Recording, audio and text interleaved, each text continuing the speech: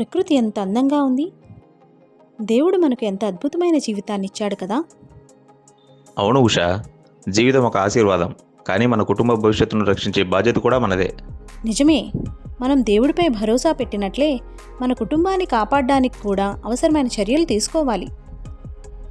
నిజమే ఉషా, అందుకే నేను ఇటీవల పోస్టల్ లైఫ్ ఇన్సూరెన్స్ పాలసీ తీసుకున్నాను. ఈ ప్రభుత్వ ఆధారిత పథకం సురక్షితమైనది, విశ్వసనీయమైనది మరియు లాభదాయకమైనది. ఓ, నేను పిఎల్ఐ గురించి విన్నాను. ఇది దేశంలోని పురాతనమైన మరియు నమ్మకమైన బీమా పథకాల్లో ఒకటి కదా. అవును ఉషా, మనం దేవుడిపై నమ్మకం ఉంచినట్లే పిఎల్ఐ మనకి ఆర్థిక స్థిరత్వాన్ని ఇస్తుంది. ఇది తక్కువ ప్రీమియం, అధిక బోనస్ మరియు భారత ప్రభుత్వం వారు పూర్తిగా భద్రతను అందిస్తుంది. ఇది నిజంగా అద్భుతంగా ఉంది హరీష్. నేటి రోజుల్లో జీవితం అనిశ్చితంగా మారింది కాబట్టి ముందుగా ఆలోచించాలి. మన గ్రంథాలు కూడా భవిష్యత్తును సురక్షితంగా చేసుకోవాలని నేర్పిస్తాయి.